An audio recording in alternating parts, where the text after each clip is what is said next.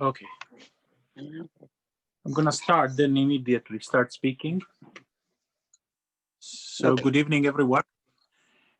Tonight we're speaking with a fellow McCain Institute NGL and a leader from Sierra Leone, head of the Change Leadership Department at the Sierra Leone Police, and a person that has a tremendous experience in working with international development, with the UN across the globe, from her home country of Sierra Leone to Haiti during the earthquake.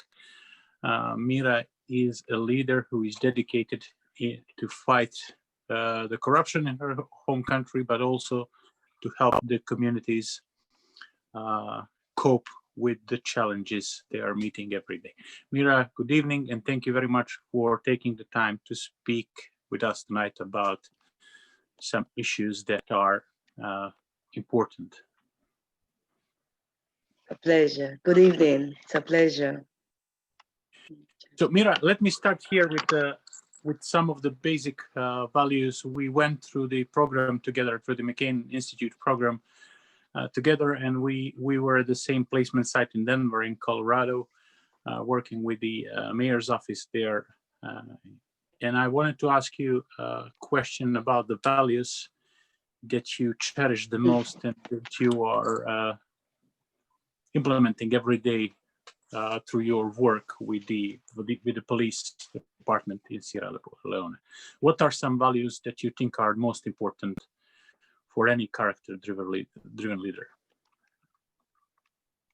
I think integrity is one key value that is very important, but especially for my own country and place of work.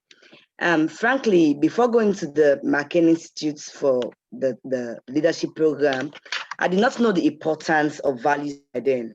I was educated, I was driven, I have passion to make change in my country, but I did not know what my country needs, what are the challenges we are facing, what values can change those challenges.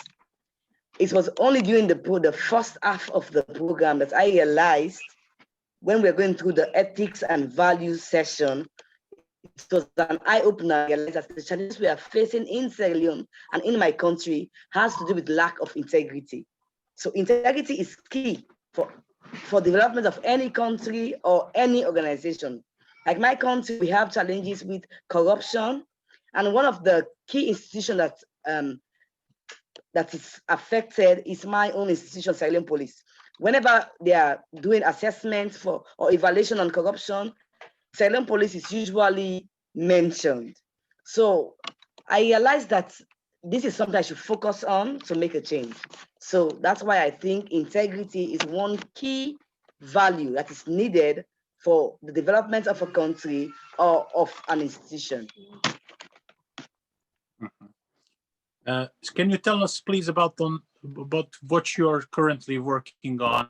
I know that you're starting to work again with the UN on some of the projects. So tell us about, if you can, some of the main challenges that you're meeting on during the implementation of your leadership action plan. Well, I worked in Haiti for 2 years, 2011 to 2013, as a police mentor and a monitor. Basically, because of my vast experience and knowledge in policing, I was recruited to go and make a change in the police in Haiti. But key challenges for policing cut across. The same challenge that you face in Africa or in Sierra Leone will be the same challenge that you face in other developing countries. But one key thing I can say is that the moment you start having restructuring of a police, restructuring, bringing in new people, bringing in graduates, then you see lots of challenges. But corruption remains a big challenge in most policing organizations. But one big challenge that I can say that I faced have to do with language barrier. Because in Haiti, their main language is Creole. When I was applying for the position, I saw that one of their language was Creole. And we have one of our dialects, which is the main local dialect in Sierra Leone, it's called Creole. So I thought it was the same language. So I was happy to go to Haiti. But when I went there, I realized it was a French Creole, whilst we were speaking the Pidgin English Creole. That was a challenge for me. Yeah, I understand completely. Tell me about your time in Denver. What do you like the most? What is the big difference between the Sierra Leone culture, national culture, and the American one? And what was your biggest take from your engagement with the Denver Police Department and Mayor Hancock's office? First, let me state here that I've to many causes, international and local. I've been to Croatia, I've been to Jordan, I've been to Ghana, I've been to US over and again. So leaders is the best that I've ever been through. Very impactful. In most of the other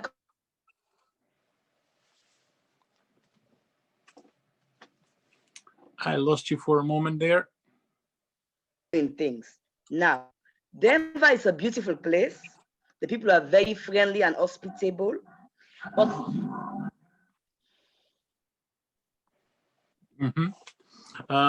I lost you for a moment there. Are you getting me now? Do you hear me now? Hello? Yes, do you hear me now? Saying, yes. I've been to many causes across the globe in US several times. I've been in Ghana.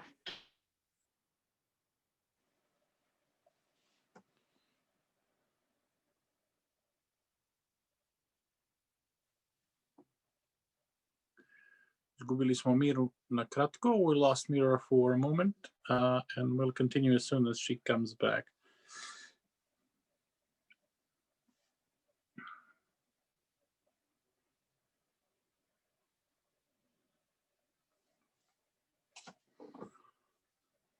Hello, are you getting me now?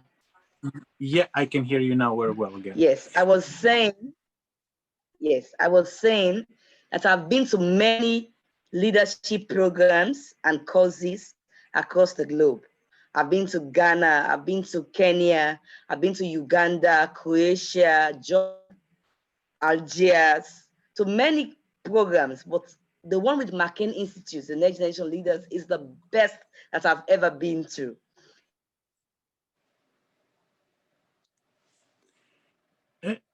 I'm losing you again. Something's with the connection. A city, a beautiful place, and the people are very hospitable and very nice. I walked. That was.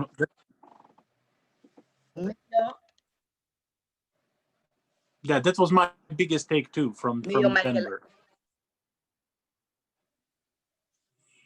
Okay, just let me maybe saying that try Denver is a beautiful place.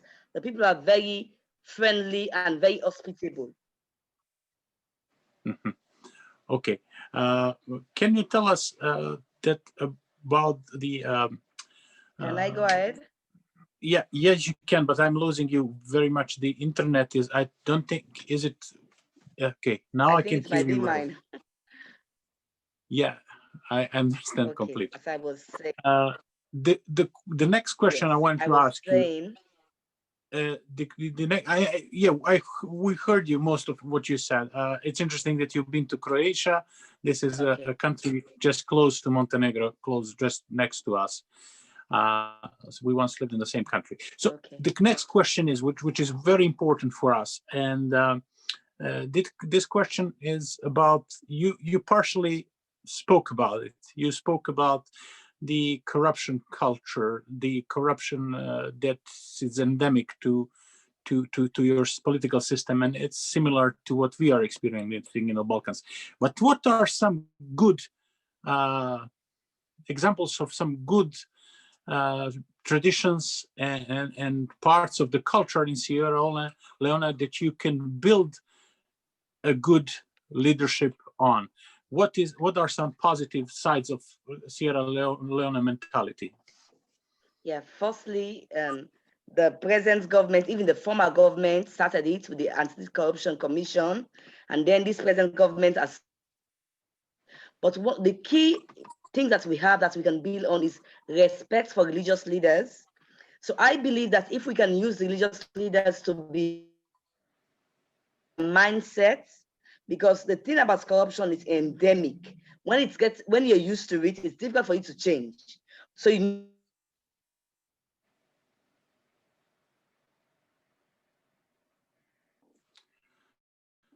in our country that we can build on. Also, we have people, our country, we love pleasure, we love partying, we love music, we love dancing. I believe that if they can make use of the artists, the musicians, singing against corruption, singing against the vices of corruption or other bad values in society. So these are things I think that are good in our country, because we are people who love to hear good music, love to dance to it. So once you're listening to good music, it will be changing your mindset slowly. That's a good. I can agree with you. We're not good singers, but I believe that I believe that you need passion. You need passion in order to fight and cope with such a big problems as corruption is. And the last question is, because I cannot take you more of your time. I know that you are very busy, and the internet is unfortunately very bad. So I hope that we will have a chance to speak again. But this is the question very important. What are some leaders that you find inspiring the most? What are some leaders, the examples of some leaders within Sierra Leone or global, internationally, that inspire you to do the good job you're doing?